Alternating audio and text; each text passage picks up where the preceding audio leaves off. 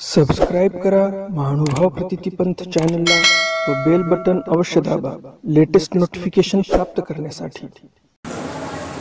या वच्छाहरण ग्रंथामध्ये आपण श्रीकृष्ण महाराजांच्या कीर्तीची महिमा, त्यांच्या लीलेची महिमा, त्यांच्या पवाड्यांची महिमा पाहिली।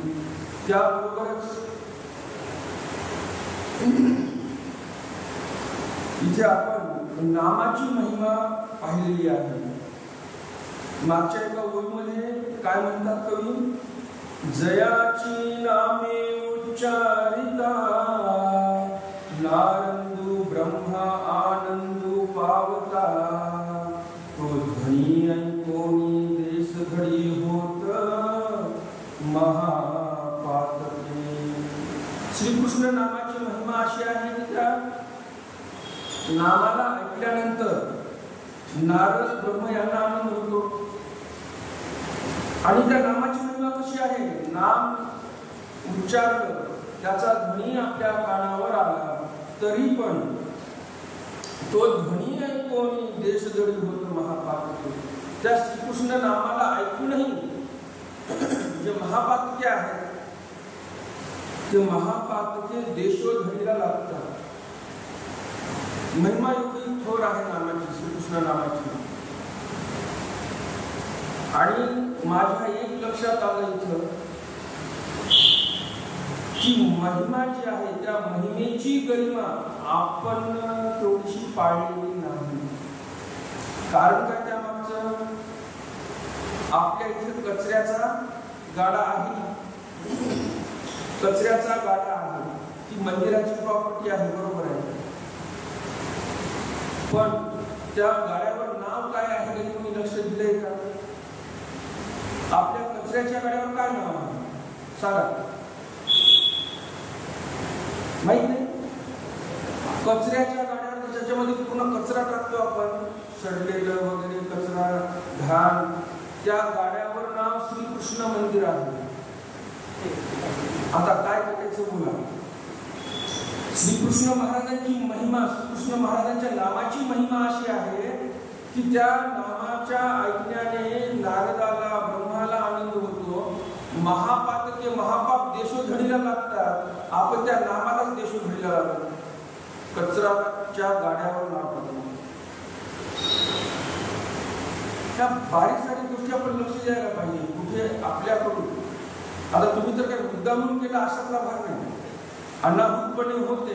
परंतु आज आपण एवढे इथं मंदिरामध्ये कार्यक्रम होतो, एवढे संत महंत येतात, एवढे तुम्हाला मार्गदर्शन करतात, मग ह्या गोष्टींकडे आपण लक्ष द्यायला पाहिजे। नामाची गरिमा आपण राखली पाहिजे। आता त्या गाड्यावर जे नाव आहे, आपल्या इथे पेंट जर पडलेला असेल, वर बॉक्स पडलेले आहेत, त्याच्यामध्ये रंगरंगोलीचं सामान आहे, त्या सामानामध्ये जर एखादा पेंटचा डब्बा असेल तर तो पेंटचा डब्बा काढा, ब्रश आता ब्रशही पडलेला आहेच वर, आणि सर्वप्रथम ते नाव त्या गाड्यावरचं काढून टाका। श्रीकृष्ण मंदिर नका टाकून द्यावं, दुसरं काहीतरी नाव टाका, देवाचं नाव कचऱ्याच्या गाडीवर असं तरी नको। तर असं आपल्या देवाच्या नामाचा अवमान आपल्याकडून झाला नाही पाहिजे।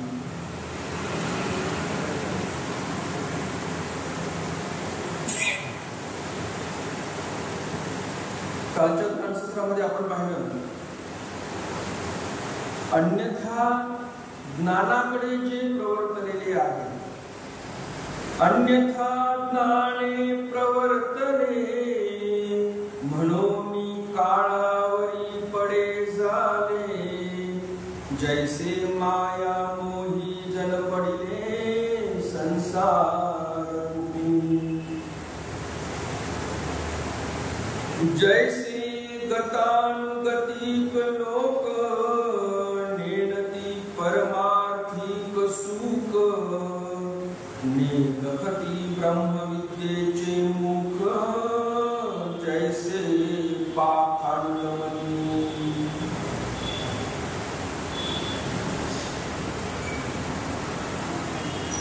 जे अन्यथा ज्ञानाच्या ठिकाणी प्रवर्तले ते काळावर पडे झाले, जैसे माया मोह पडलेले संसार रूपी माया मोहामध्ये जनता पडलेली आहे, त्यामुळे ते संसार रूपी कूपामध्ये सर्वजण गेलेले आहेत. कूप कशाला बोलतात? कूप म्हणजे विहिरीचा छोटा प्रकार, ज्याला आड असं बोलतात.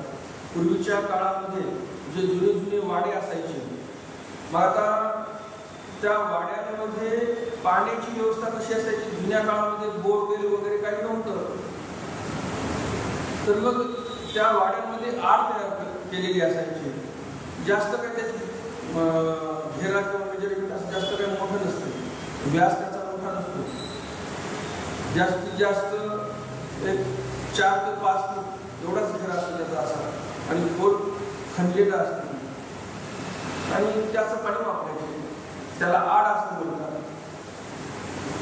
तर असं ते संसार रूपी कूप जे आहे, त्या कूपामध्ये हे माया मोहामध्ये जे जन आहे पडलेलं, ते त्या संसार कूपामध्ये पडलेलं आहे.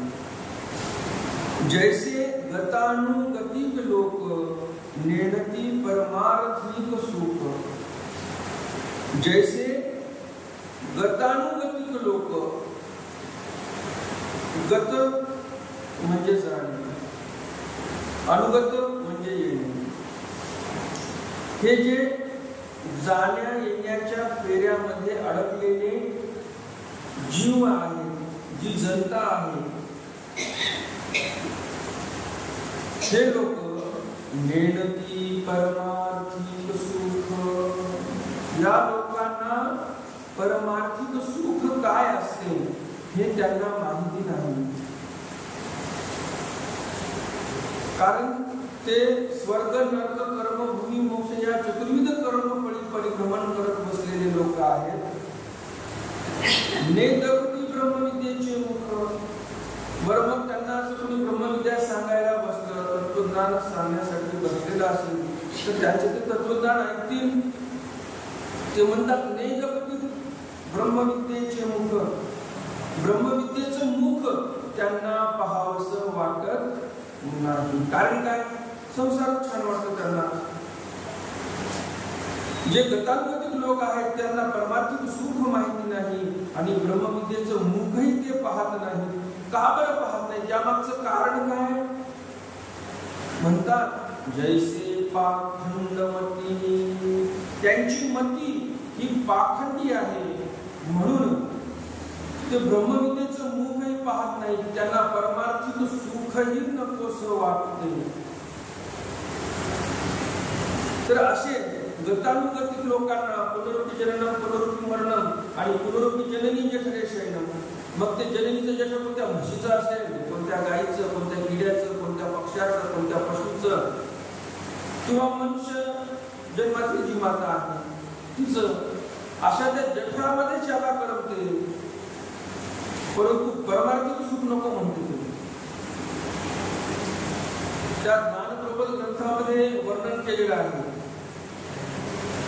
की जठराग्नीच्या त्या खोळीमध्ये जिथे उष्णता आहे तिथे ज्याला करमते, तिथे त्याला दुःख भोगावंसं वाटते या जीवाला. परंतु परमार्थिक सुख घ्यावं आणि एकदाचा परमानंद प्राप्त केला, ईश्वर प्राप्ती प्राप्त केली की पुन्हा हे जननम मरणम मरणम जननम हा फेरा नको, असं कधी वाटत नाही या जीवाला. जशी ते पडाळी गायचा दृष्टांत आहे, जशी पडाळी गाय आहे, ती गाय एका गोठ्यामध्ये बांधलेली असते. पावसाचे दिवस आहेत, जसं हल्ली आपण बघतो नांदेडकडे तर भयंकर पाऊस चालू आहे. टीव्हीवर बघा, बातम्यांमध्ये बघा, वर्तमानपत्रामध्ये बघा. अशा ढगफुट्या झाल्या की लोकांची गायी ढोरं 50-50 म्हशी गोठ्यामध्ये मरून गेल्या. एवढा भयंकर रात्रीतून पूर आला. बरोबर. तर हे जे घटना घडलेल्या आहेत, हे सर्व जे मरण पावले, अशा ज्या आपदा येतात, तर ह्या गोष्टी सर्व ज्या घडल्या त्या दुःखदायक आहेतच. पण यामधून कोणी त्यांना उपरती आली आणि परमार्थ सुखाकडे वळले लोक, असं घडलेलं आहे का? नाही. पुनर्जन्म आणि मरण यामध्येच गोडी आहे. तर अशा घटना ह्या आताच्याच काळात घडतात असं नाही. तर ते पडाळी गायचा दृष्टांत जो आहे त्यामध्ये पण सांगितलेलं आहे की पाऊस भयंकर चालू होता आणि त्या पावसामुळे ती गाय पिडलेली आहे. त्या गायला पिडा होत आहे. कारण काय? त्या गोठ्यामध्ये पूर्ण पाणी आलेलं आहे. पाणी आल्यामुळे त्या गायीला खाली बसता येत नाही. त्या घरधन्याने त्या मालकाने काही चारा टाकलेला आहे तर ते चिखलामध्ये पूर्ण मिळून गेलेला आहे. चाराही खाता येत नाही. चारा खायला गेलं तर तोंडामध्ये चिखल यायला लागलेला आहे. त्या पाण्यामध्ये खाली ओलं राहून राहून आळ्या झालेल्या आहेत. त्या आळ्या ज्या आहेत त्या गायीचे जे खुर आहेत त्या खुराला कोरायला लागलेले आहेत. त्या गायीला कोणत्याही प्रकारचं सुख नाही. आणि अशी ती गाय पिडलेली पाहून बरं त्या पायाला त्या खुराला आळ्या पडत आहेत म्हणून ती झटकायला जाते, पाय जोराने मारायला जाते मागे, तर मागच्या ढीला पाय लागते. गोठाही फार लहान होता.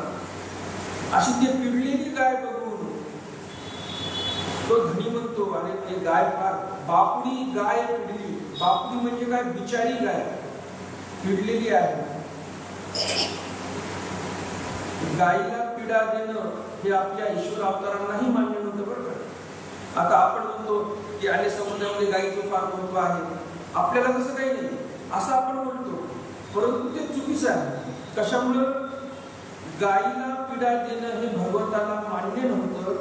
हे आपल्याला दत्तात्रय महाराजांच्या चरित्रामधून लक्षात येते. सहस्रार्जुनाला वर दिला माहूर या स्थानाच्या ठिकाणी. आपण आता जे माहूरचे विशेष नमस करतो हे त्याच स्थानाचे विशेष आहेत ज्या स्थानावर बसून भगवान श्री दत्तात्रय महाराजांनी सहस्रार्जुनाला वर दिलेला आहे की तुला 1000 बाहूंचं सामर्थ्य मिळेल. मग दत्तात्रय महाराजांना माहिती आहे अमर्याद सामर्थ्य जर दिलं तर या जीवाच्या ठिकाणी उन्माद निर्माण होतो, जास्तीची उपद्व्याप करायला लागेल हा जीव. आणि म्हणून दत्तात्रय महाराज काय म्हणतात? गोहत्या, गायीला कधी त्रास देऊ नको. गायीची तुझ्याकडून हत्या झाली नाही पाहिजे, स्त्रियांची हत्या झाली नाही पाहिजे, ब्रह्महत्या झाली नाही पाहिजे, ब्राह्मणाची हत्या. मग आता देवाने गायच का धरून दिली? काहीतरी महत्व आहे ना. भगवंताच्या दृष्टिकोनातून पण गायीला महत्व आहे अनन्यसाधारण. ह्या गोष्टी आपण विसरून जातो, त्याच्याकडे लक्ष देत नाही.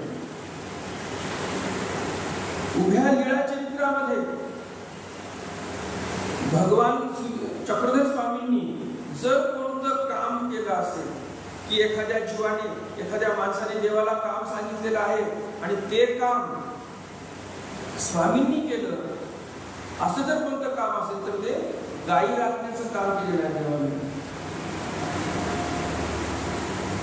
बाकी दुसऱ्या ठिकाणी पण देवाला कामासाठी नेण्यात आलं होतं. शेतामध्ये काम करण्यासाठी एकदा धरून नेण्यात आलं होतं. देवाने शेतामध्ये गेल्यानंतर बिलकुल काम केलेलं नाही. पण गायी राख म्हटल्यानंतर देवाने म्हणजे काही हरकत नाही, गायी राख. मग हे महत्व आहे किंवा नाही, काय वाटतं तुम्हाला? काहीतरी त्या गायीचं महत्व आहे ना. आता ते तर सर्वज्ञच आहे, त्यांना भूत भविष्य वर्तमान सर्व माहिती आहे. तर स्वामींना कदाचित हे माहिती असेल. आता जो महानुभाव पंथ आपला उभा आहे त्या महानुभाव पंथावर गायीचे उपकार आहेत. कसे उपकार आहेत बरं? सर्वज्ञ श्री चक्रधर स्वामींनी उत्तरपंथे गमन केल्यानंतर सर्व जबाबदारी जी आहे ती जबाबदारी कुणावर दिली होती? श्री नागदेवाचार्यांवर जबाबदारी होती. आणि श्री नागदेवाचार्य ईश्वर विरहामध्ये कुठे जाऊन पडलेले आहेत? भानखेडीला जाऊन पडलेले आहेत. भानखेडीला जाऊन पडल्यानंतर उधळी लागली त्यांना. ज्याला वाळी बोलतात, कोणी ओळंगा बोलतात, कोणी उधळी बोलतात, वेगवेगळे नाव वेगवेगळ्या प्रांतामध्ये आहे. तर त्याला श्री नागदेवाचार्यांना पूर्ण ओळंबा लागलेला, जिथे पडून होते खालून ते ओळंब्याला खाणं चालू केलेलं आहे. अशा परिस्थितीमध्ये विस्मृत अवस्थेमध्ये आहेत ते.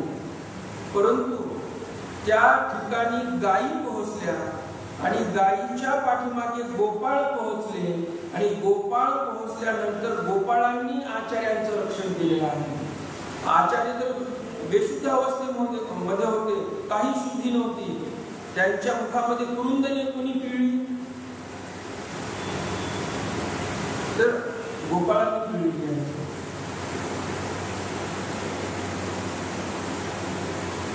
तर मग हे मदत कोणी केलेली आहे?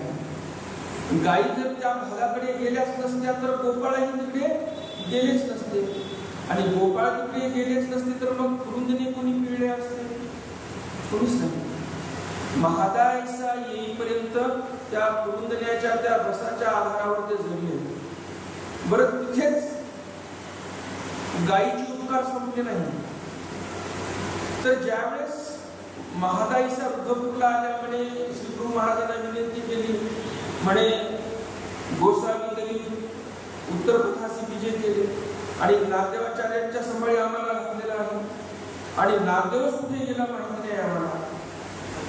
त्यावेळेस श्री प्रभू महाराज म्हणतात, जाई मिली भानखेडी, तुझा वादना भानखेडीला आहे, भानखेडीला जा.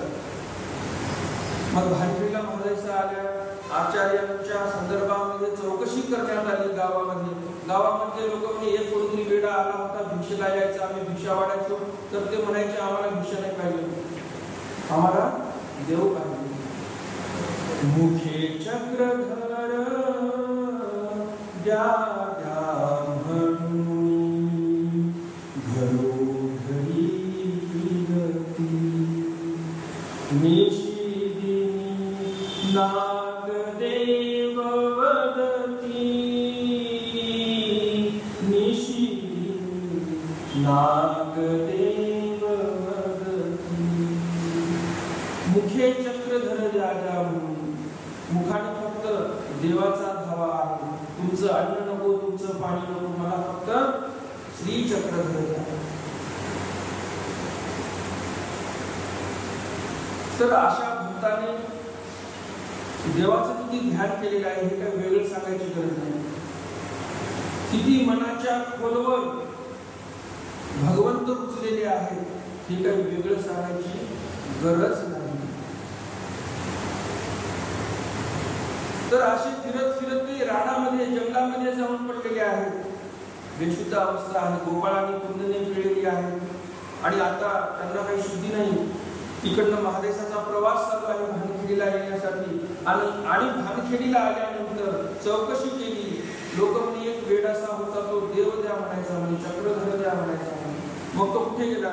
लोकांनी सांगितलं या दिशेला कुठेतरी गेलेला आहे.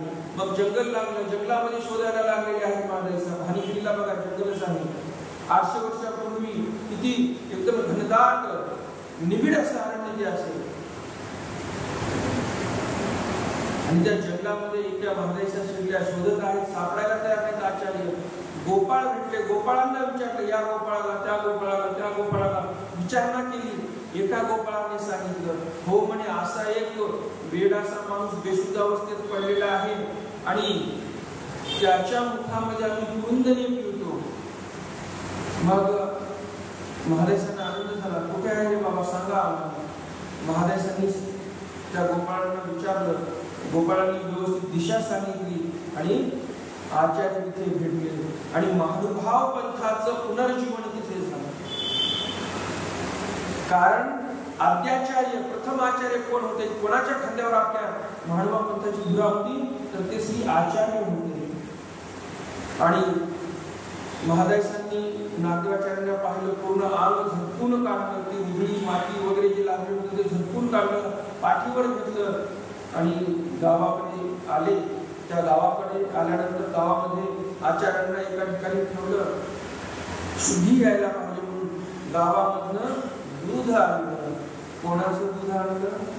गाईचं दूध आणलं. त्या काळामध्ये जर्सी वगैरे असा काही प्रकार नव्हता, म्हशी वगैरे होत्या, परंतु त्या काळामध्ये गाई जास्त लोक पाळायचे. पुण्याचं काम आहे गायींना पाळणे, म्हणून गायींना जास्त पाळायचे.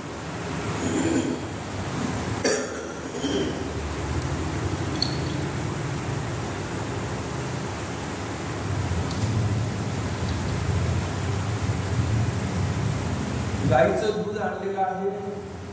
आचार्यांच्या शरीरामध्ये एवढीही शक्ती, एवढंही सामर्थ्य उरलेलं नव्हतं की आचार्यांनी उठावं, ते दुधाची वाटी किंवा काय पात्र असेल ते धरावं हातामध्ये आणि प्यावं. कापसाच्या गोळ्याने दूध त्यांच्या मुखामध्ये टाकलेलं आहे महादाईसांनी. आणि मग खरंच तिथे गाईच्या दुधाने अमृतासारखं काम केलेलं आहे. गाईच्या दुधाला काय म्हणतात? अमृत म्हणतात. अमृताची महिमा दिलेली आहे गाईच्या दुधाला. तर खरंच त्या गाईच्या दुधाने अमृताचं काम केलं.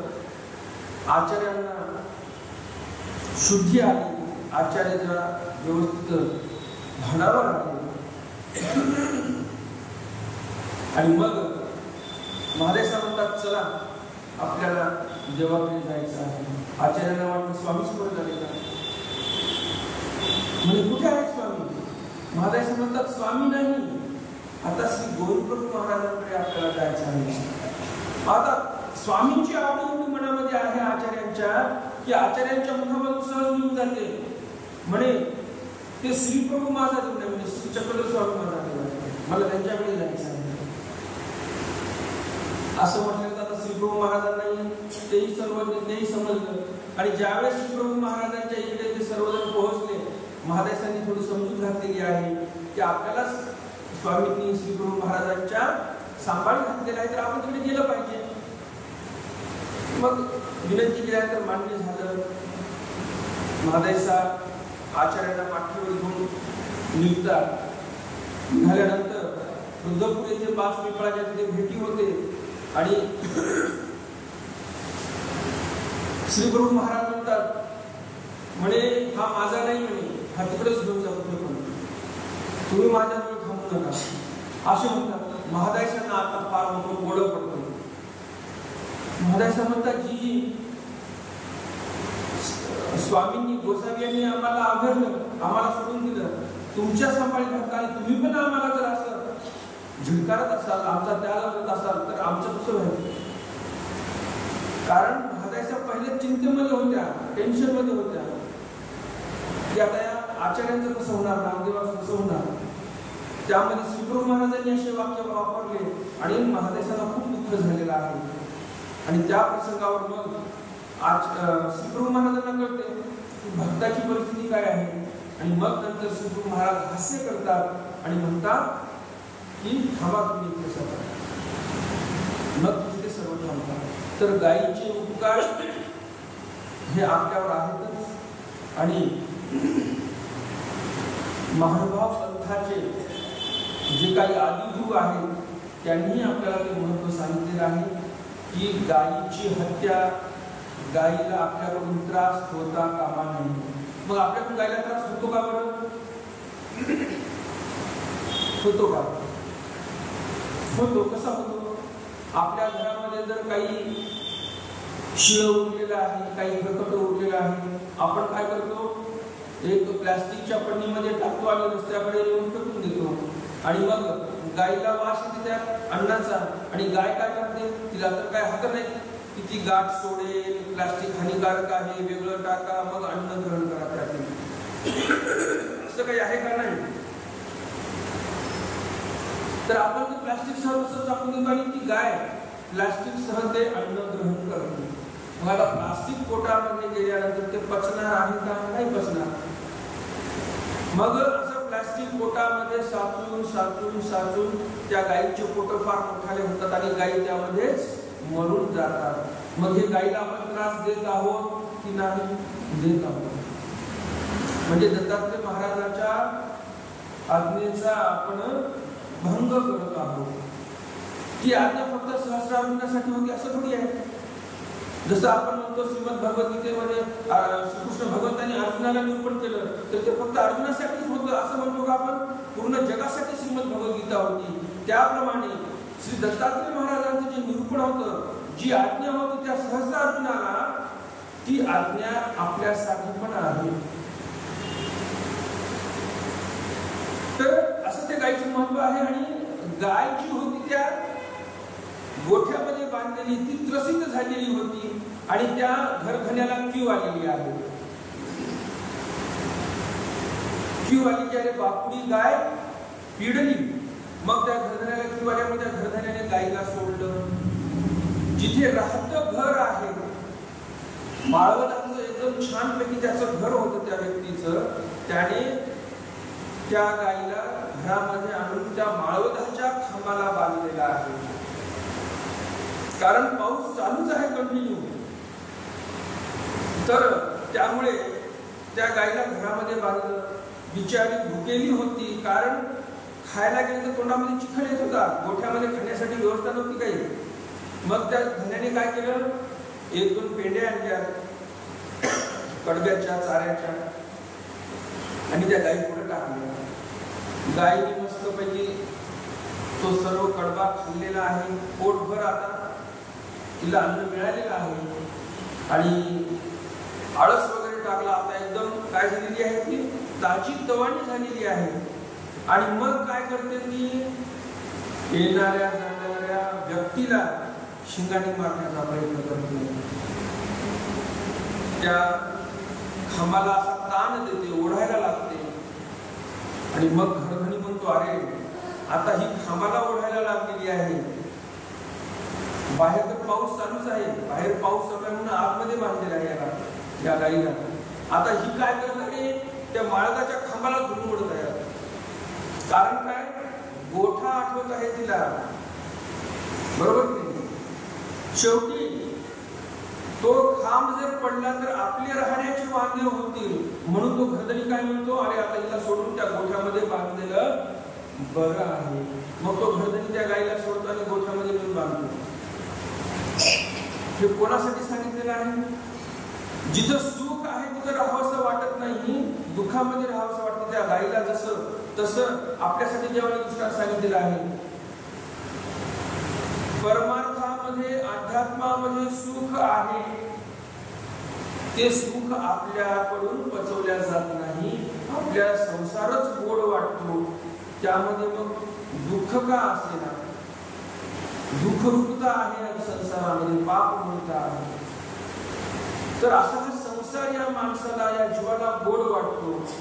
जसं त्या घरधण्याने सुखामध्ये ठेवलं गायला, सुखामध्ये राहावंसं वाटलं नाही, दुःखामध्येच ती गाय गेलेली आहे. पुन्हा त्या गोठ्यामध्ये येऊन त्या गायला बांधण्यात आलं. वरनं पाऊस चालू आहे, खालून चिखल आहे, सर्व आळ्या झालेल्या आहेत त्यामध्ये. त्या गायीच्या खुरांना त्या आळ्या पुन्हा कोरत आहेत. मग त्या दुःखामध्येच तिला बरं वाटतं. तसं आपल्याला परमार्थ म्हटलं की ते सुख पचवल्या जात नाही, हे वातावरण आपल्याला सहन होत नाही आणि शेवटी आपल्याला संसारच गोड वाटतो आणि तिथेच आपण राहतो. तर या पागळी गायीसारखी आपली परिस्थिती झालेली आहे आणि म्हणून आपल्याला परमार्थाचं मुख पाहावंसं वाटत नाही आणि ब्रह्मविद्येचंही मुख पाहावंसं वाटत नाही. गावाकडे जे शेण पडलेलं असते रानामध्ये, त्या शेणामध्ये किडे होत असतात बघा, आणि ते किडे त्या शेणाच्या असे गोल गोल गोल गोळे करत असतात आणि घेऊन जात असतात. तर एके दिवशी फुलपाखरू त्या किड्याला भेटते. फुलपाखरू म्हणते, अरे काय पागल माणूस आहे तू, ते शेणाचे गोळे जमा करत राहतो, घेऊन पळत राहतो, अरे याच्यामध्ये काय सुख आहे म्हणून, हे दुर्गंधी. माझ्यासोबत चल, किती सुंदर सुंदर फुलं आहेत, त्या फुलांवर तुला नेऊन ठेवतो, मस्त सुगंध घे, त्या फुलातील जे परागकण आहेत, जो मध आहे त्याचं आस्वादन घे, किती आनंदाचं जीवन आहे, चल माझ्या बरोबर. तो किडा म्हणतो, काय हरकत नाही, चल. मग त्या फुलपाखराने त्या किड्याला घेतलं आणि एका फुलावर सुगंधित फुलावर, ज्या फुलामध्ये सुगंधही आहे, मधही आहे, अशी व्यवस्था त्या फुलपाखराने केलेली आहे. त्या फुलामुळे त्या शेणातल्या किड्याला घेऊन ठेवलेलं आहे. तिथे गेलं. आता फुलपाखराला काय वाटलं, आता हा किडा माझा धन्यवाद करेल, माझा आभार मानेल की खरंच तू मला फार छान ठिकाणी आणून ठेवलेलं आहे, माझं जीवन फार खराब होतं असं त्याला वाटलं. परंतु विपरीत घडलं. तो किडा तिथे गेला आणि बेशुद्ध होऊन पडला. सर्व फुलपाखरांची जी बिरादरी आहे जमा झाली आणि ते बिरादरीतील लोक म्हणतात, अरे याला इथे कुणी आणलं? एक फुलपाखरू ज्याने त्या किड्याला तिथे आणलेलं होतं तो म्हणतो मी आणलेला आहे. परंतु काय झालं याला काय माहिती नाही. सर्व ते फुलपाखराची बिरादरी घाबरून गेलेली आहे. काय करावं आता, काय करावं? मग आता फुलपाखरांमध्ये एक सर्वात वयोवृद्ध फुलपाखरू होतं. त्याला सर्व काही अनुभव होता, वयोवृद्ध होता वयाने आणि अनुभवानेही वृद्ध होता. मग त्याने पाहिलं, किड्याला पाहिलं, अरे असं झालेलं आहे का बेशुद्धपणा, ठीक आहे, याचा उपाय माझ्याकडे आहे. मग ते सर्व फुलपाखर म्हणतात, सांगा ना मग काय उपाय आहे याचा? म्हणजे याची थोडी झडती घ्या. मग त्या किड्याची झडती घेण्यात आली. हे पंख उचलून पाहिलं, हा पाय उचलून पाहिला, तोंड उचलून पाहिलं. त्या पंखाच्या खाली एक शेणाचा गोळा होता, बारीक त्याने ठेवलेला. म्हणजे इथे गोळा दिसतोय. फुलपाखरांनी सांगितलं त्या म्हाताऱ्या फुलपाखराला. मग तो म्हातारा जो फुलपाखरू आहे ते फुलपाखरू म्हणते, आता तो शेणाचा गोळा काढा तिथून आणि याच्या नाकाला लावा. मग तो गोळा काढण्यात आला शेणाचा, त्याच्या नाकाला लावला. लगेच सावध झाला. आता तो किडा म्हणजे कोण आहे? जे संसारामध्ये फसलेली जीव आहेत. जसं त्या किड्याला शेणच चांगलं वाटायचं आणि चांगल्या ठिकाणी आणलं. आता फुल या ठिकाणी काय जाणावं? फुलाच्या ठिकाणी परमार्थ जाणावा. परमार्थाकडे ज्यावेळेस साधू संत संसारिक जीवाला घेऊन जातात, ज्या जीवाला मनामध्ये तेवढीशी आवडी नाही देवाची, ते लोक म्हणतात परमार्थ काय सोपा नाही, ते इकडे बेशुद्धच पडणार. जसं त्या किड्याच्या नाकाला शेणाचा गोळा लावला, सुगंध आला, तसा वास्तविक पाहता सुगंध त्याच्यासाठी तो सुगंध होता. कोणासाठी? त्या किड्यासाठी तो सुगंध होता. आणि मग तो सावध झाला आणि मग तो त्या फुलपाखराच्या बिरादरीमध्ये जे काही एक म्हातारा फुलपाखरू होतं ते त्या सर्व फुलपाखरांना सांगते, असे आगाऊ काम करायचे नाही. या शेणातल्या किड्याला शेणच चांगलं वाटणार, तिथलीच दुर्गंधी याला आवडणार. यांना जे पसणाऱ्या गोष्टी नाही त्यांना नेऊन सोडणार. मग ज्या फुलपाखराने त्या किड्याला तिथं आणलेलं होतं त्या फुलपाखराने त्या किड्याला उचललं आणि म्हणे, तू या शेणातच ठीक आहेस रे बाबा, तू इथेच राहा. काय घ्यायला पाहिजे आपण या गोष्टीमधून? या प्रपंचामध्ये दुःख रूपता आहे, सुख नाही इथे. आणि इथे आपल्याला जे काही क्षणिक सुख आहे त्या क्षणिक सुखामध्ये आपण उभं आयुष्य गमावून टाकतो. आणि परमार्थ जो आहे जिथे नवनवीन आपल्याला दररोज आनंद मिळेल, जर आपण तसं आध्यात्मिक विधीचं आचरण केलं तर असा हा आनंद आपल्याला प्रभवला पाहिजे. अध्यात्माचा आपण त्याला पात्र झालो पाहिजे. त्यासाठी आपल्याला तशी तयारी करावी लागणार आहे. कारण स्वामींनी सांगितलेलं आहे, एक विषयकृमी, एक अमध्यकृमी. ज्याप्रमाणे अमध्यामध्ये कृमी असतात तसे विषयकृमी लोक असतात. त्यांना अध्यात्म पटत नाही. भरपूर काही प्रवचन ऐकले, ज्ञान ग्रहण केलं, पण जर संसार सुटत नसेल तर त्या अध्यात्माचा काही फायदा झालेला आहे का? नाही. आपण त्या जाळ्यात अडकूनच जाऊ, अडकूनच राहू. म्हणून जे ज्ञान आपण ग्रहण केलं, ऐकलेलं आहे, त्यानुसार जर वागलो आपण तर या जाळ्यातून मुक्त होऊ, नाहीतर या जाळ्यातून मुक्त नाही होणार. एक पोपट होता, त्या पोपटाला एकाने मंत्र दिला, म्हणजे या मंत्राचा जप करत बस. कोणता मंत्र दिला? शिकारी दाना टाकेल, पकडून घेऊन जाईल. शिकारी आपल्याला दाना टाकेल आणि पकडून घेऊन जाईल. म्हणजे शिकारी लोक कसं करतात? जाळं टाकतात, त्यामध्ये काही डाळिंबाचे दाणे टाकतात आणि मग ते पोपट उठून बसले की ते घेऊन घेतात त्यांना. तर त्या पोपटाला एकाने मंत्र दिला सुरक्षित जीवन जगण्यासाठी, कोणाच्या फासामध्ये न अडकण्यासाठी. मंत्र त्याने चांगला पाठ केला. शिकारी येईल, दाना टाकेल, घरून घेऊन जाईल. शिकारी येईल, दाना टाकेल, घरून घेऊन जाईल. चालूच आहे त्याला पाठांतर त्याचं. मनन निधिध्यासन कंटिन्यू चालू. झाडापासून त्याचा मंत्र चालू आहे. एक शिकारी आला धरण्यासाठी त्याला. शिकाऱ्याने ऐकलं की हा मंत्र म्हणत आहे, शिकारी येईल, दाना टाकेल आणि पकडून घेऊन जाईल. शिकारी म्हणतो, अरे आपला तर धंदा बसला आता. पोपट लोक फार हुशार झाले. पण त्या शिकारीला वाटते चला एक हुशार झाला म्हणून बाकी पण हुशार झाले असते. आपलं आपलं काम खूप आपण ज्या कामासाठी आलो.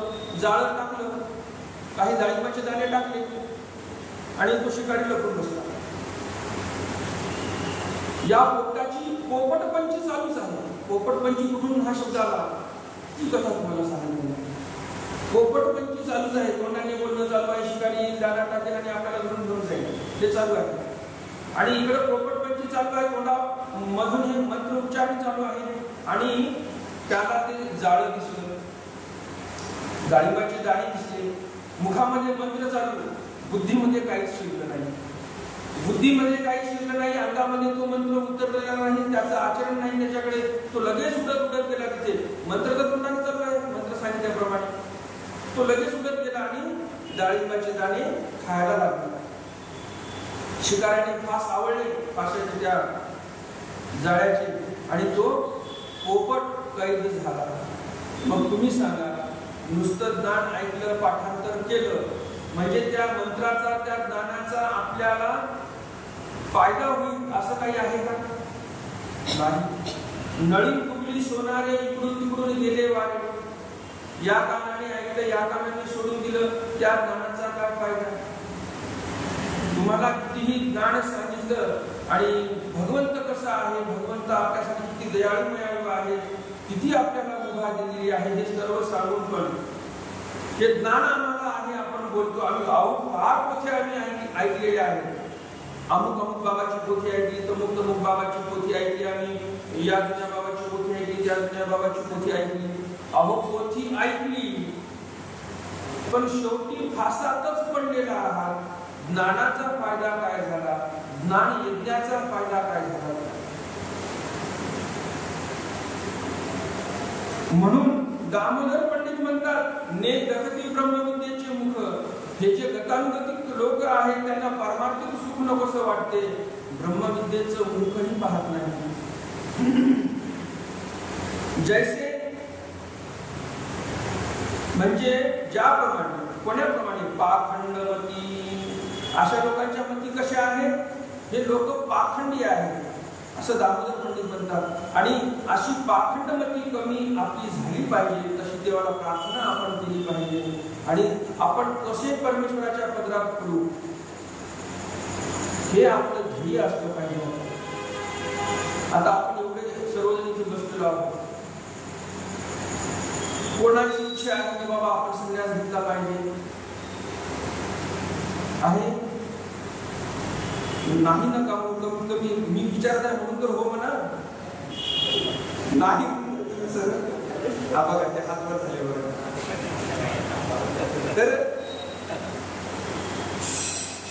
तर इच्छा असणे महत्वाचं आहे. इच्छा असेल तर माणसाची तळमळ असेल, तळमळ असेल तर देव त्या इच्छेची पूर्तता करतील. बरोबर की नाही? म्हणून आपण संकल्पित झालो पाहिजे, व्रत घेतलं पाहिजे. कारण व्रतातून वृत्ती घडते आणि वृत्तीतून मनुष्य घडत असतो.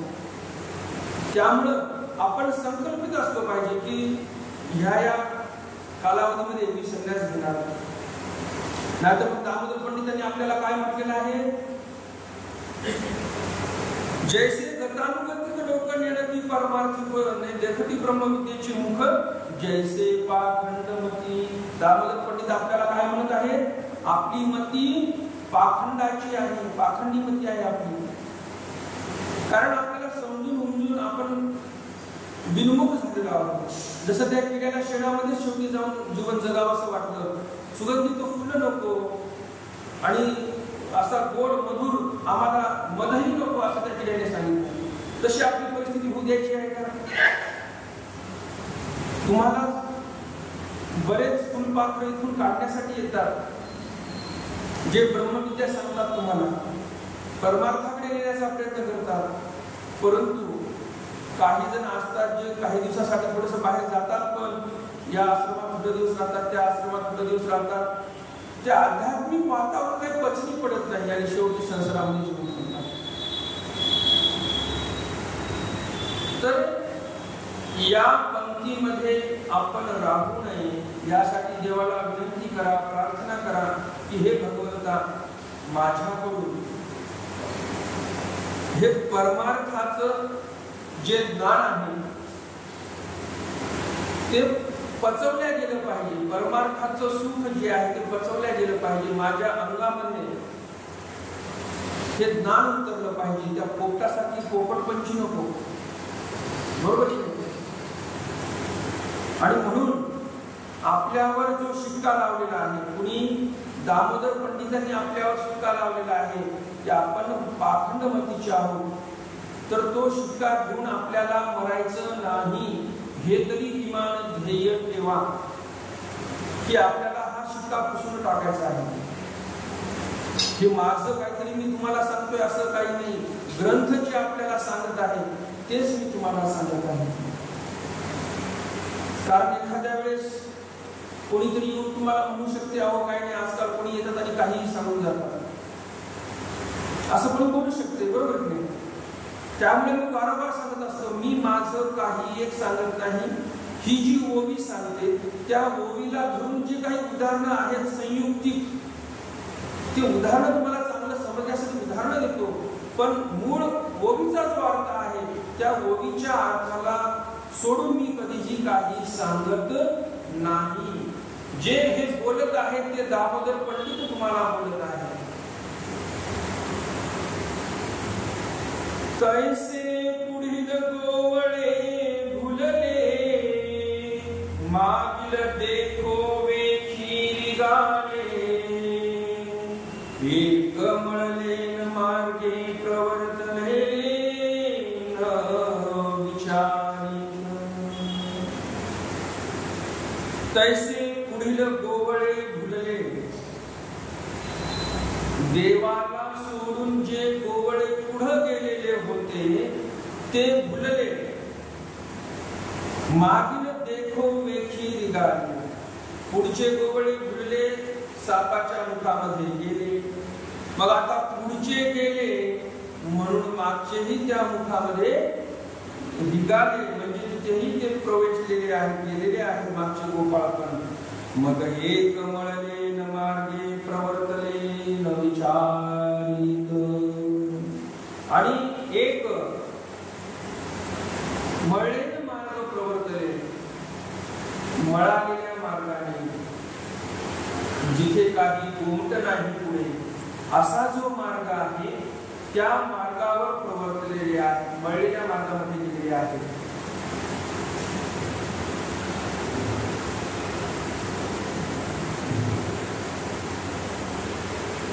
न विचारित म्हणजे विचारपूस काही नाही, आणि सरळ मागे निघालेले आहे त्या पुढच्या गोपाळांना पाहून.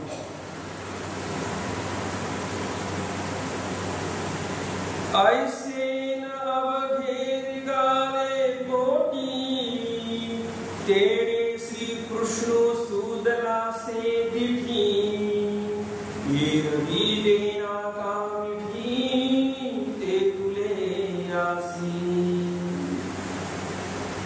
ऐसे न अवघे निघाले पोटी, अशा प्रकारे सर्व गोपाळ त्या अघासुराच्या पोटामध्ये गेले आहे. श्रीकृष्ण सुदलासे दिठी, परंतु या अघासुराची दृष्टी कशावर आहे तर ते दृष्टी आहे श्रीकृष्ण. कारण श्रीकृष्ण सुदलासे दिठी, त्याच्या दृष्टीमध्ये कोण भरलेला आहे? श्रीकृष्ण भगवंत भरलेले आहे. एरवी देना का मिठी, एरवी म्हणजे काय? यांच्या म्हणजे या अघासुराच्या डोळ्यामध्ये जर श्रीकृष्ण बसला नसता, श्रीकृष्णाला मारण्याचं जर याचं ध्येय नसतं तर देना का मिठी ते तुझ्या पोटामध्ये जेवढे गेले तेवढेच सही तेवढंच खायचं आणि आपलं पडून राहायचं असंही ते करू शकला असता. परंतु तिथे श्रीकृष्ण भगवंताला मारायचं आहे अघासुराला, आणि श्रीकृष्ण भगवंत तर बाहेर आहे. म्हणून त्याने आ वाचून जो बसलेला आहे तो अघासुर, तो आ वाचून तसाच बसलेला आहे. दृष्टी मात्र श्रीकृष्ण भगवंतावर आहे. आता श्रीकृष्ण भगवंत फार तोंडापासून थांबले होते असा अर्थ नाही. कारण ज्या अर्थी या अघासुराचा वरचा जबडा एवढा वर अंतरिक्षामध्ये गेलेला आहे, आकाशामध्ये गेलेला आहे की तो वरचा जबडा दिसतच नाही कोणाला, अदृश्य झाला. तिथनं त्याचे डोळे, आता जबड्याच्या वरच्या भागाला सापाचे डोळे असतात, मग आता ते डोळे अंतरिक्षामध्ये आहेत आणि वर्ण तो पाहत आहे, म्हणजे श्रीकृष्ण भगवंत बरेच दूर आहे. बरोबर की नाही? जेवढा माणूस वर गेलेला आहे तेवढं त्याला लांबच दिसते. बरोबर. त्याचप्रमाणे या अघासुराचे डोळे फार उंचावर गेलेले आहेत आणि तिथून त्याला श्रीकृष्ण भगवंत दिसत आहे, म्हणजे श्रीकृष्ण भगवंत लांब आहेत.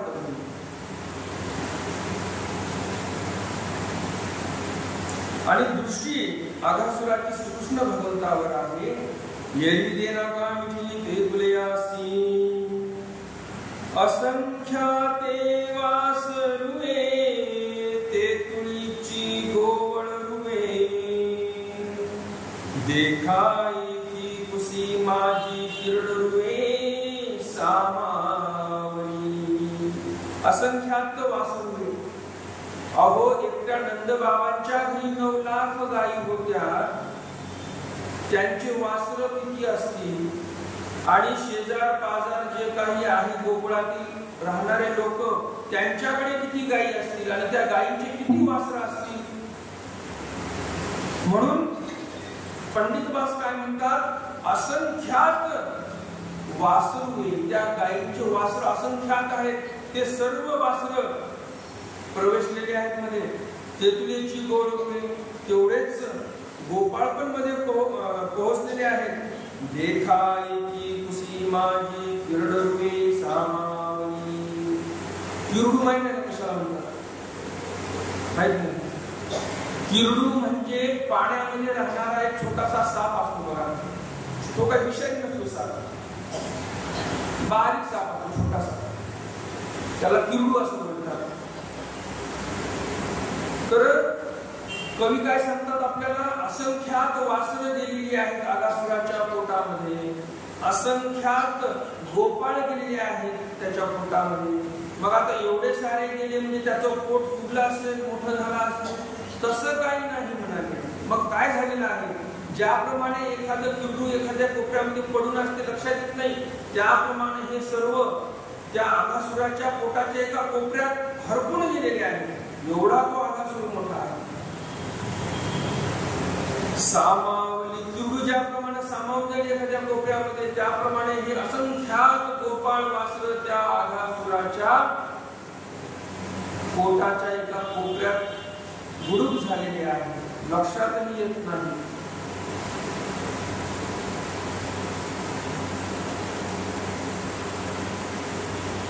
मग असा प्रकार घडला. आता मग यावर भगवंत काय करतात, तव भक्त वचनु श्री कृष्ण पातला, रूप देखोनी विस्मतू झाला,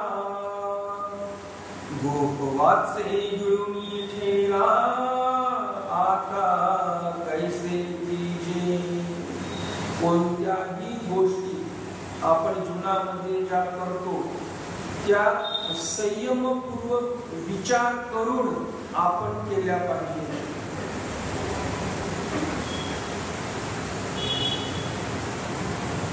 इथे या ओळीमधून आपल्याला ते लक्षात येते.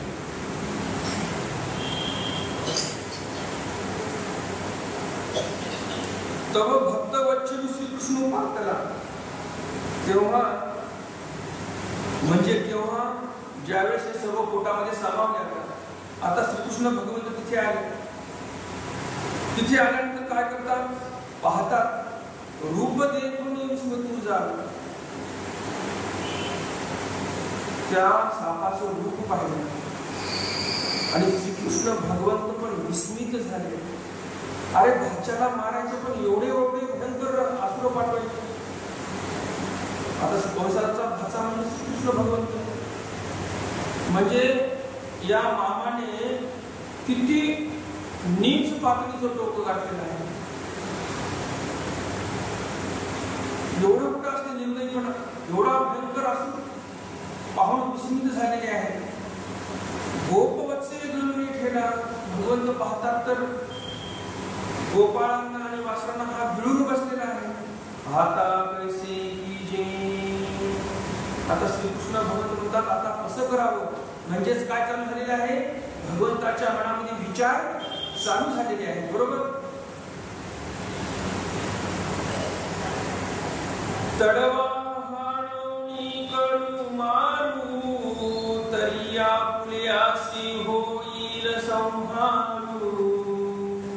ऐसे विचारुनी सर्वेश्वरू काही करिता झाला.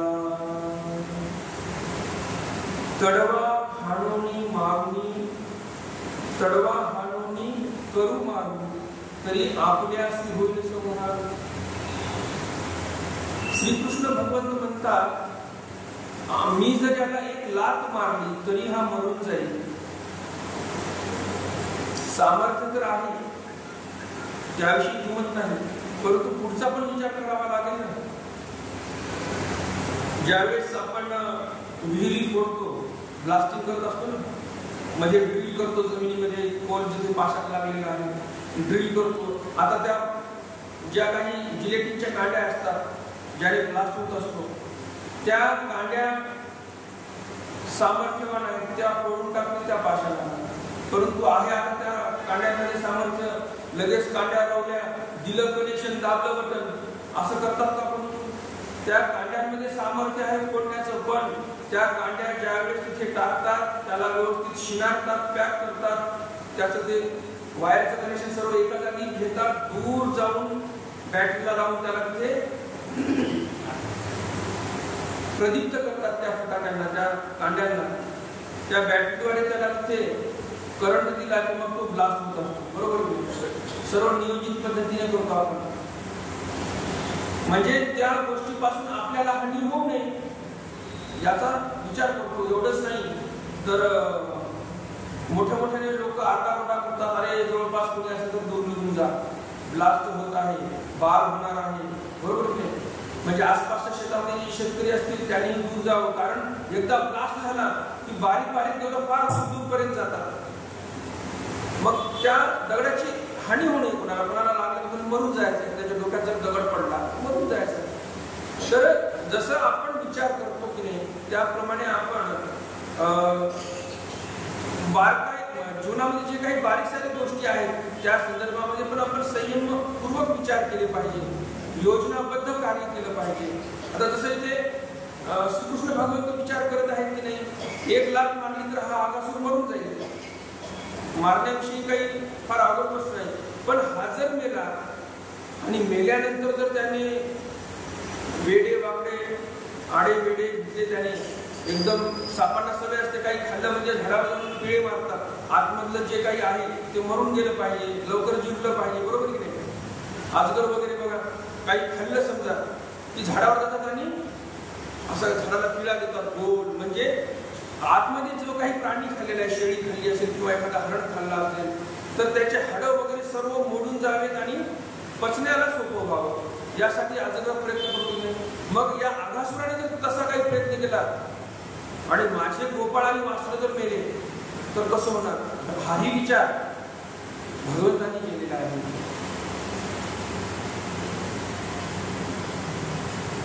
मी जर लात मारली आणि आघासून मेला तर आपलेच लोक मरतील, आपलेच वासरं मरतील. ऐसे विचार मी सर्वेश्वर काय करिता झाला. असा विचार केल्यानंतर त्या भगवंताने काय केलेलं आहे बरं.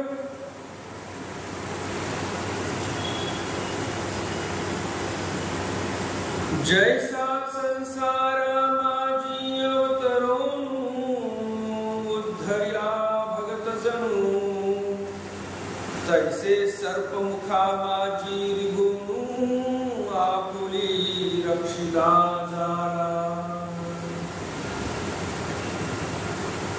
ज्याप्रमाणे भगवंत संसारामध्ये अवतार घेतात, उद्धरिला भगत जणू, परमेश्वर अवतार धारण करतात आणि जीवांचा उद्धार करायला लागतात. त्याप्रमाणे तैसे तया सर्पमुखा माझी गुणू, त्या सर्पमुखामध्ये भगवंत जातात आणि आपुली रक्षिता झाला. स्वतःच्या भक्तांचं आणि जे काही वासर आहेत त्यांचं रक्षण करण्यासाठी भगवंताने त्या सापाच्या मुखामध्ये प्रवेश केलेला आहे.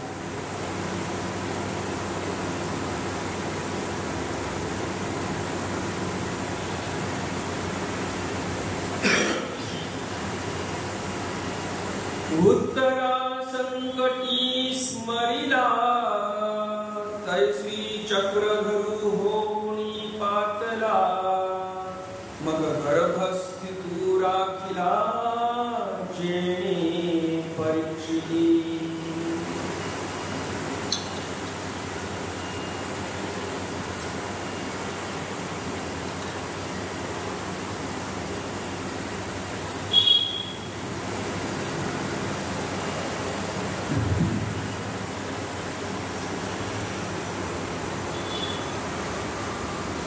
उत्तरा संकटी स्मरिला. श्रीकृष्ण भगवंताचे किती उपकार आहेत पांडव परिवारावर, आहे की नाही. कुंती मातेच्या मुलांचा तर सांभाळ केला.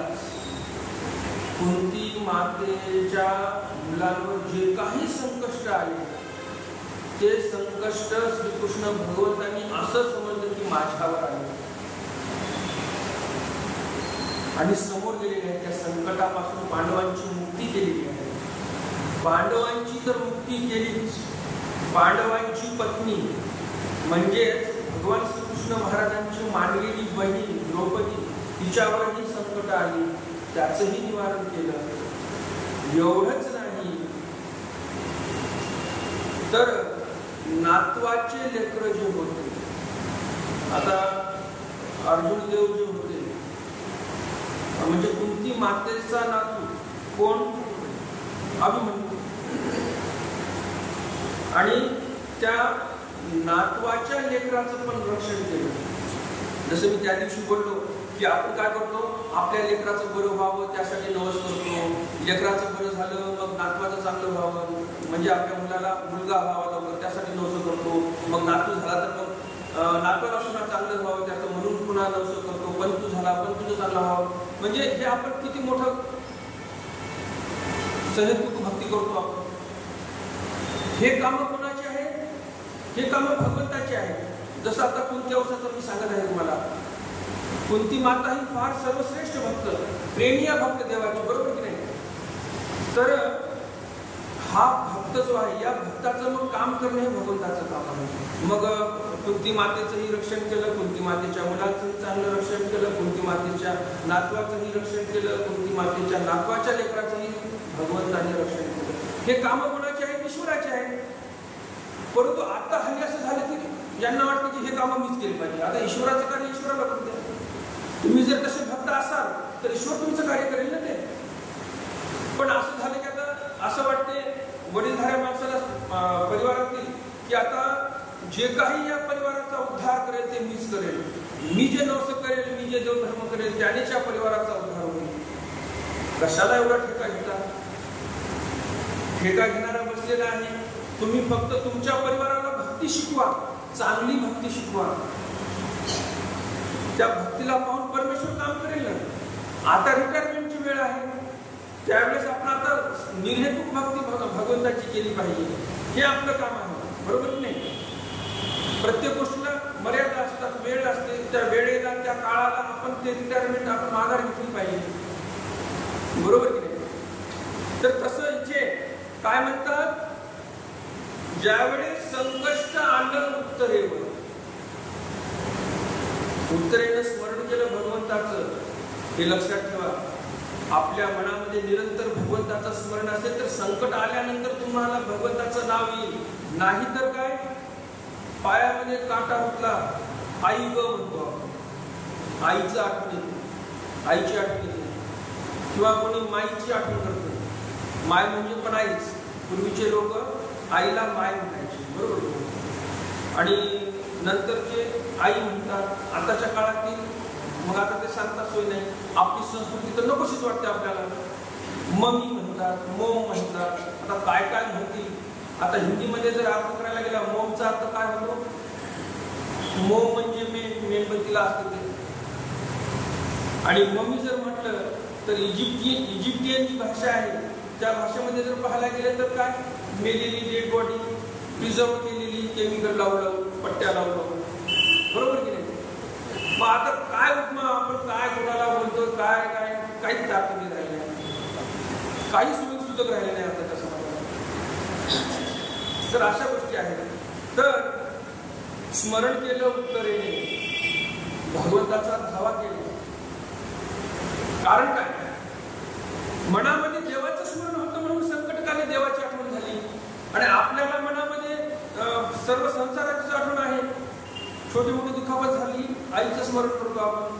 फार मोठं संकट आलं, अरे बाप रे, मग बाप आठवतो, बरोबर की नाही.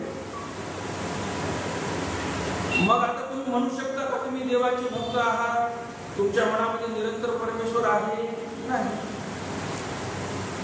मग आता तुमच्या मनामध्ये निरंतर भगवंत नाही, मग तुमच्यावर जे संकष्ट येतील ते परमेश्वर तत्परच असते तुमच्या संकष्ट निवारण्यासाठी, असं तरी आपण म्हणू शकतो का? नाही. इथे उत्तरेवर फार मोठं संकट आलेलं होतं. कोणतं संकट होतं?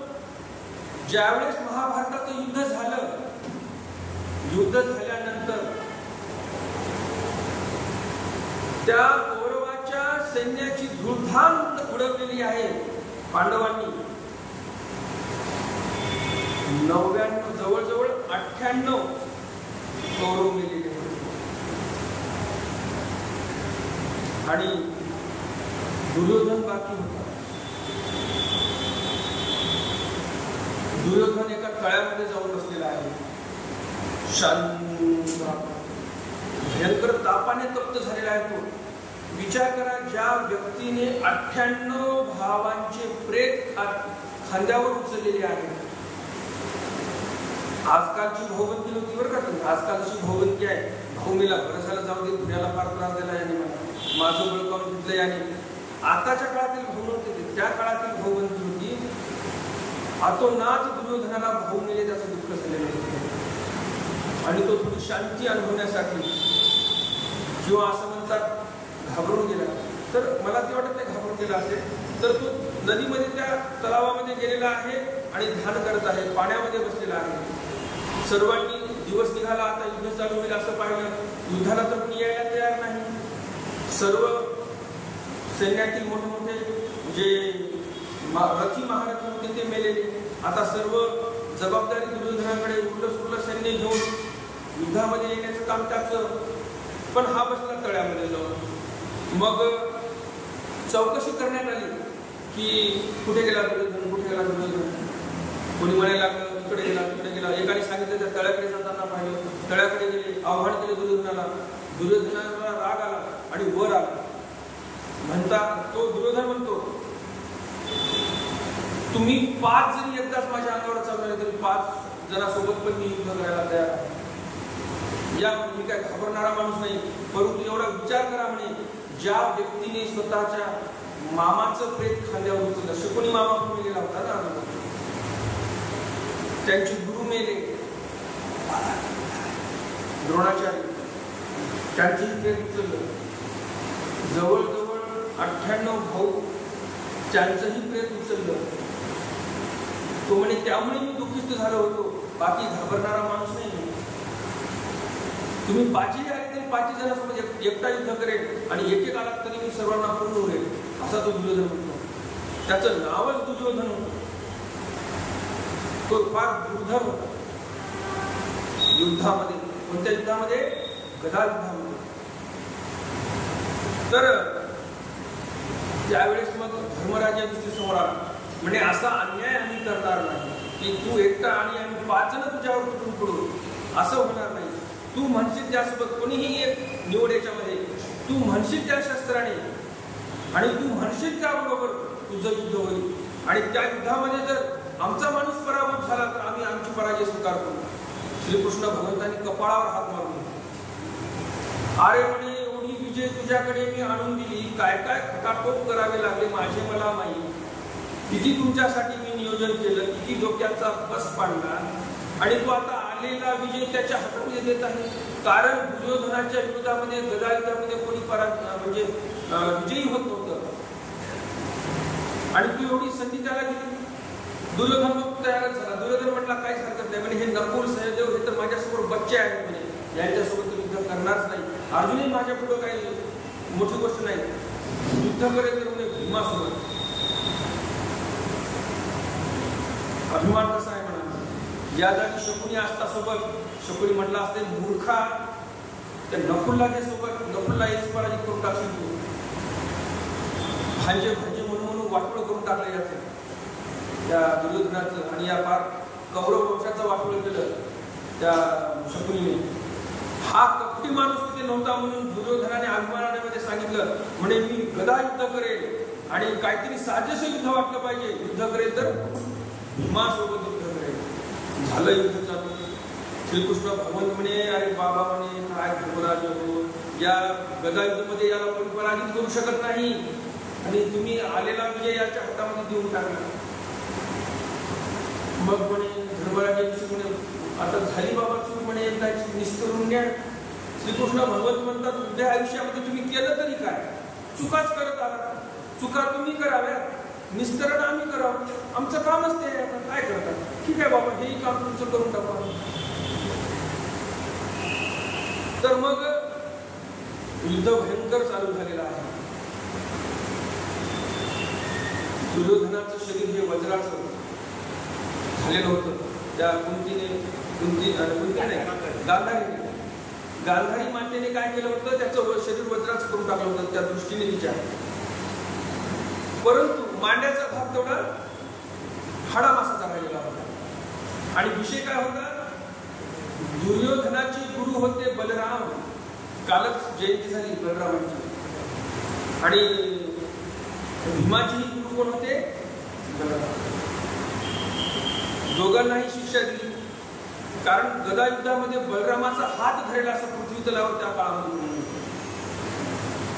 आणि एवढ्या मोठ्या योद्ध्याचे हे शिष्य, आणि बलरामाने नियम सांगितला, गदा युद्धामध्ये कमरेच्या खाली प्रहार नसतो, हा नियम पाळायचा. काही झालं आता नियम सर्वांवर लागू, नियमाप्रमाणे युद्ध चालू. भीम इथे घामाघूम झालेला आहे. दुर्योधन काय पराजित व्हायला तयार नाही. अहो तुम्ही सांगा, पौलादी शरीर आहे त्याच्यावर कितीही गदाही मारा तुम्ही, काय त्या गद्याचा परिणाम होणार आहे त्याच्यावर? टनाटन आवाज यायचे, भीमाची गदा उचलून दूर निघून यायची. आणि दुर्योधनाचा रट्टा ज्यावेळेस भीमावर पडला त्यावेळेस मात्र भीमाला भयंकर त्रास व्हायचा. तर अशा प्रकारे मग श्रीकृष्ण महाराज वेळेला धावून आले. त्यावेळेस त्यांनी सांगितलं, भीमाला अनुकार केला, म्हणे मांडीवर मार, मांडीवर प्रहार कर या दुर्योधनाच्या. दुर्योधनाला भीमाला असं वाटलं, अरे हे तर नियमबाह्य आहे. तरी पण वारंवार श्रीकृष्ण भगवंत सांगायचे, आता मांडीवर प्रहार कर. केला मांडीवर प्रहार. एका प्रहारामध्ये, आता भीमाचा प्रहार म्हणजे काय, एका प्रहारामध्ये त्याचा जीव निघल्यासारखी कळा झाली, त्याला वेदना झाल्या. 2-3 रट्यामध्ये तर खाली लांब आडवाच झाला. आता तो परास्त झालेला. तेवढ्यामध्ये बलराम तिथे आला. बलरामाला क्रोध आला. म्हणे भीमा, तू गुरुचा अपमान केला, आता तुझी गाठ माझ्याशी आहे. आता झालं श्रीकृष्ण महाराज मध्ये दुसरी पंचायत आहे. आता बलरामा पुढे भीम कसा टिकेल बरोबर. मग श्रीकृष्ण भगवत मध्ये जातात. म्हणे अहो दादाश्री, असं नाही, तुम्ही जे म्हणताय ते ठीक आहे, पण तुम्ही इतके दिवस कुठे गेला होता? धर्मयुद्ध इथे चालू होतं आणि या युद्धाच्या शेवटच्या टप्प्यावर तुम्ही तुमचा प्रभाव दाखवण्याचा प्रयत्न करत आहात. हे चुकीचं आहे मग तुमचं. म्हणजे धर्मयुद्ध चालू होतं त्यावेळेस तीर्थयात्रा करायला गेले तुम्ही, आणि आता शेवटच्या टप्प्यावर आहे धर्मयुद्ध हे. आता धर्म जिंकणार आणि आता तुम्ही इथे आले बाजू घेण्यासाठी. कारण स्वामींनी सांगितलेलं आहे, शिष्य अभिमान तो भेडीची आपसी. शिष्याचा अभिमान हा गुरुला स्वतःच्या बायकोपेक्षा जास्त असतो असं स्वामी सांगतात. आणि म्हणून बलरामांना पण खूप अभिमान आलेला आहे दुर्योधनाचा. म्हणजे आता तुझ्यासोबत मी युद्ध करणार. तू गुरुच्या कलेचा अपमान, गुरुच्या शिक्षेचा अपमान केलेला आहे. भीमा, तुझी आणि माझी गाठ. मग आता हे बळीराम दादांचा क्रोध कसा शांत करायचा हे कोणाला माहित होतं? भगवान श्रीकृष्णांना. लहानपणापासून काही झालं यांना क्रोधाला म्हणजे शांत करणारे कोण? बळीराम. 1000 वर्षाचा एक्सपिरियन्स होता. एक्सपिरियन्स मध्ये काही कमी नव्हतं. लगेच गेले मी असं नका करू. भीमाची प्रतिज्ञा होती, प्रतिज्ञाबद्ध होता तो. आणि यासाठी कारणीभूत कोण आहे? दुर्योधन. हस्तिनापूरच्या भरसभेमध्ये याला काय अवकल्पना करायची गरज होती? द्रौपदीला वाईट शब्दांनी बोलला. मग याची पण पाप बघा ना तुम्ही फक्त तुमची शिक्षा नका बघू. असं म्हटलं की थोडेसे बळीराम दादा शांत झाले आणि मग सर्वजण निघून गेले. विजय साजरा झाला पांडवांचा. अश्वत्थामा जिवंतच होता. अश्वत्थामा दुर्योधनापाशी गेले आणि म्हणतात की हे राजू, तुम्हाला काय पाहिजे सांग, तुमची ही व्यथा मला पाहवल्या जाते. दुर्योधन काय मागणार आहे शेवटी? जे आयुष्यभर मनामध्ये होतं तेच तोंडामध्ये आलं मरताना. काय आलं? म्हणे हे मित्रा अश्वत्थामा, तुझ्यासारखा योद्धा कोणी नाही, पण आता माझी मागणी काय आहे ती तुला सांगतो. तुझे मला विचारत आहे की काय पाहिजे. मला म्हणे फक्त 5 पांडव मेले ही वार्ता मला पाहिजे. 5 पांडवांना मारून टाका. शेवटी काय मागितलेलं आहे? आयुष्यभर त्याच्या मनामध्ये जे होतं तेच मागितलेलं आहे. अश्वत्थामा म्हणतो काही हरकत नाही. रात्रीच्या वेळी जे काही पांडवांचं शिबिर होतं त्यामध्ये जिथे पांडवांची मुलं झोपलेले होते, रात्रीच्या वेळेला गेला. 5 जण झोपलेले, 5 मुलं पांडवांचे. याला असं वाटलं 5 पांडवच झोपलेले आहेत. झोपेमध्येच 5 जणांना मारून टाकलं आणि धावत धावत आला. दुर्योधनाला सांगितलं, म्हणे दुर्योधना, तू म्हटलं ते मी काम केलं, 5 जणांना मारून आणलं. मग त्याला बरं वाटलं. असं म्हणतात की ते सांगण्याच्या अगोदरच दुर्योधनाकडे मरून पडलेला होता, असंही म्हणतात तुम्ही.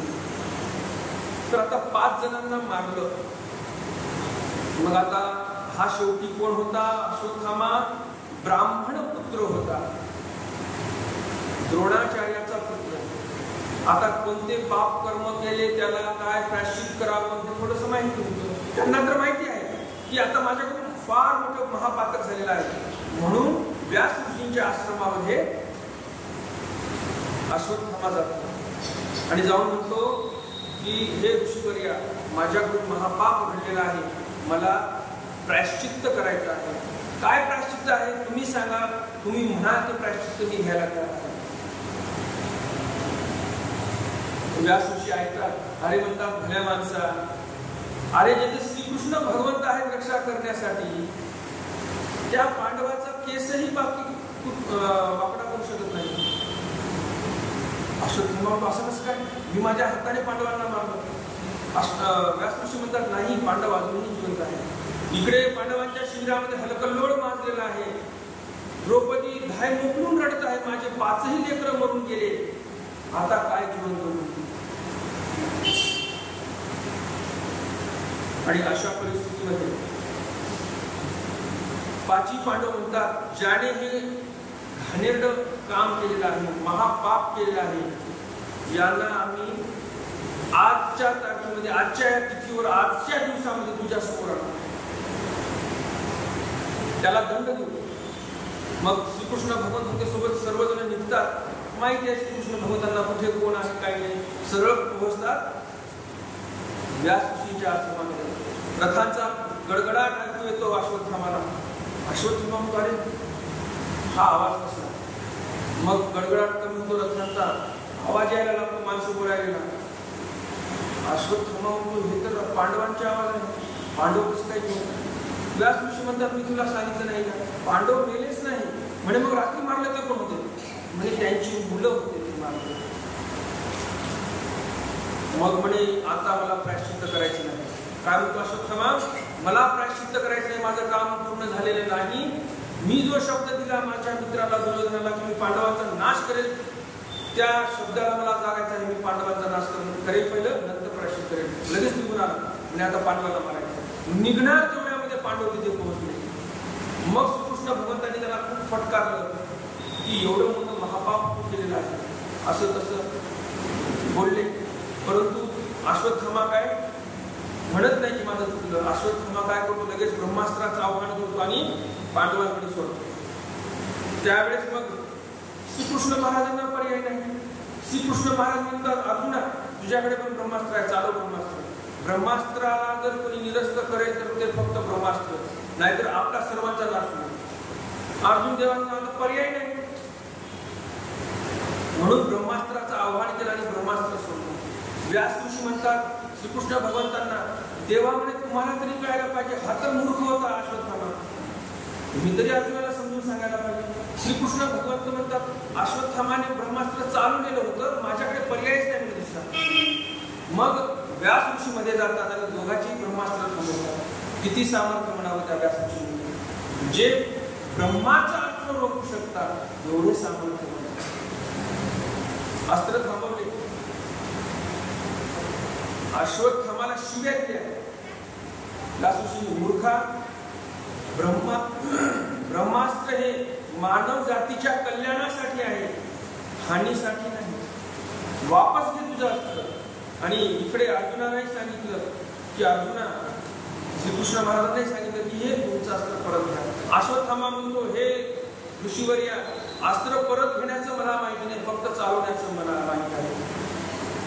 व्यास ऋषी म्हणतात, मूर्खा, जर तुला अर्धवट विद्या आहे, तू फक्त चालवू शकतो, परत घेऊ शकत नाही, तर कशाला अस्त्र चालवू.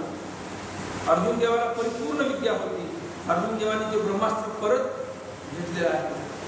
अश्वत्थामा हा एवढा टोकाला पोहोचलेला होता.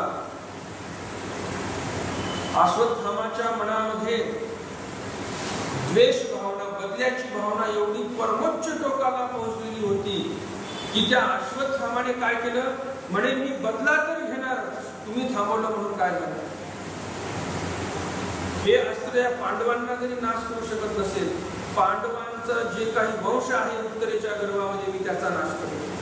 त्या अस्त्राला जी दिशा होती ती दिशा बदलली आणि उत्तरेकडे ते अस्त्र गेलं. मग तर श्रीकृष्ण भगवंताचा पारा तळपायाचा मस्तकाला गेला. खूप भयंकर राग आला. अरे म्हणे 5 लेकरांना मारलं तर मारलं. आता जो अर्जुनाचा नातू आहे, अभिमन्यूचा पुत्र आहे, त्याच्यापर्यंत तू पोहोचला. असं समजू नको की तू जीव घेणार आहेस आणि तू जीव घेशील, तुझ्याकडे ब्रह्मास्त्र आहे म्हणून तू असं करशील असं तुला वाटत असेल, परंतु वाचवणारा मी आहे. बघतो कसं ते परीक्षित होतो. उत्तरेच्या गर्भामध्ये परीक्षित होता. कोण त्या गर्भाला हात लावून मी बघतो. श्रीकृष्ण भगवंताने सुदर्शन चक्र आडवलं होतं आणि ब्रह्मास्त्राचा जो प्रादुर्भाव होण्याचा होता, तिथे गर्भ नाशवत होता, तिथला नष्ट होणार होता, तो गर्भ नष्ट झाला नाही. उत्तरेने जे स्मरण केलं, तिला ज्यावेळेस त्रास व्हायला लागला, तर ब्रह्मास्त्र येत आहे म्हणजे त्रास तर होणारच. ब्रह्मांडाचा नाश करण्याची क्षमता ज्या ब्रह्मास्त्राकडे आहे, तिथे सुदर्शन चक्र आडवं आलं म्हणून सर्व काही थांबलं, नाहीतर फार मोठा विनाश होणार. तर उत्तरेने स्मरण केलं भगवंताचं संकट काळामध्ये म्हणून, आणि हे सर्व पांडव देवाचे भक्त होते म्हणून तिथे सुदर्शन चक्र अडवलं लावलं. त्या संकटातून उत्तरेचं रक्षण केलं आणि परीक्षितीचं पण रक्षण केलं. म्हणजे बघा परीक्षितीचं नशीब काय म्हणावं बघा. परीक्षितीचं नशीब एवढं काही वेगळं होतं. त्याच्या जीवनामध्ये दुःख बघा, जन्माला येण्या अगोदर पासून अपघाती मृत्यू त्याच्या नशिबामध्ये होता की काय असं म्हणावं लागेल. कारण ब्रह्मास्त्र त्याच्याकडे आलं गर्भामध्ये असताना, आणि शेवटी मेला तरी परिस्थिती राजा कसा अपघातानेच मेला. म्हणजे ज्याची जशी जोड आहे शेवटी तो त्याच मार्गाला जाणार आहे. एवढंच फक्त चांगलं झालं, याची पुण्याई होती. व्यास ऋषींनी शुकदेवांनी भागवत कथा सांगितली आणि त्यांना त्यांची मुक्तता करून दिली. आणि शेवटी मग तक्षक साप आला, सापाने दंश केला परिस्थितीला आणि परिस्थिती राजा मृत्यूला पावला. ह्या फार नंतरच्या गोष्टी आहेत बरं का. लगेच मी या प्रकरणानंतर हे प्रकरण सांगितलं म्हणजे जोडून आहेत गोष्टी असं नाही. तर मधला काळ जर सांगायला गेलं तर फार वेळ लागेल म्हणून तो मध्ये जे काही प्रकार झालेला आहे प्रकरण आहे ते सांगितलेलं नाही. पण परिस्थितीचं दैव असं की जन्माच्या येण्याच्या अगोदरच त्यांच्यावर आघात झाला, अपघाती मृत्यूची वेळ आली. आणि जन्माला आल्यानंतर राजभोग घेत असताना पण, राज्यकारभार चालवत असताना पण त्यांना शेवटी अपघातीच म्हणजे सर्वदंशानेच मरावं लागलं. मग ते कशामुळे म्हणजे काय नाही ही कथा सांगितलेली. आता पुनरावृत्ती करण्याची काय आवश्यकता नाही. तर श्री चक्रधर होऊन पाहतला, श्री चक्रधर होऊन तिथे पाहतलेली आहे. म्हणजे सुदर्शन चक्राचा उपयोग केलेला आहे. चक्रधर नाम आहे. मग गर्भस्थितू राखिला जे परीक्षिती, गर्भाच्या ठिकाणी स्थित. गर्भस्थिती या शब्दाचा अर्थ काय, तो परीक्षित कुठे स्थित होता, गर्भाच्या ठिकाणी स्थित म्हणून गर्भस्थित बोललेला आहे परीक्षितीला. तर गर्भस्थितामध्ये असताना परीक्षितीचं रक्षण भगवान श्रीकृष्ण भगवंतांनी केलं. आई वडिलांची पुण्याई होती, त्या परीक्षितीच्या आई वडिलांची पुण्याई होती, आजी आजोबांची पुण्याई होती. त्यांनी श्रीकृष्ण भगवंताची भक्ती केली निर्हेतुक. कधी देवाला काही मागितलं का? उलट देवाने पांडवांचे अधिकार मिळवून दिले. पांडवांनी देवाची भक्ती केली परंतु कधी काही मागितलेलं नाही. उलट त्या गीतेच्या अध्यायामध्ये आहे की अर्जुन देव म्हणतात देवा मला युद्ध करायचं नाही. देवाने त्यांचा अधिकार मिळवून देण्यासाठी युद्ध करण्यासाठी त्यांना तयार केलं. एवढं काम केलेलं आहे देवाने. आपण जर निर्हेतुक भक्त असलो तर देव आपल्याला जे द्यायचं होतं त्याही पेक्षा जास्त देतील. आपल्याला अनार्जितही देतील देव आपल्याला. आपल्या नशिबामध्ये ज्या गोष्टी नाही त्या पण गोष्टी देतील. पण तशी भक्ती असली पाहिजे. कारण भगवंत काय म्हणतात, जेची येरे ठाई वरते त्याची येरे ठाई वरते. म्हणजे तुम्ही भक्त आहात, तुम्ही देवाची भक्ती करत आहात. जशी भक्ती तुमच्या मनामध्ये आहे तशीच भक्ती परमेश्वराच्या मनामध्ये तुमच्याविषयी राहणार. जो भाव तुमचा परमेश्वराच्या ठिकाणी आहे तोच भाव परमेश्वराच्याही मनामध्ये तुमच्याविषयी असणार आहे. म्हणून हे लक्षात ठेवायचं. असं म्हणू नका की देवाने आमचं काही काम केलं नाही. असं समजा देवाकडून काम झालं नाही म्हणजे तुम्ही देवाचा तेवढा देवधर्म केला नाही. काहीतरी न्यूनता आपल्या भक्ती भावामध्ये आहे, त्यामुळं आपल्या जीवनामध्ये न्यूनता आलेली आहे. हे लक्षात असू. तर आपलं हे आजचं दान सत्र इथे संपलेलं आहे. आपली वेळ झालेली आहे.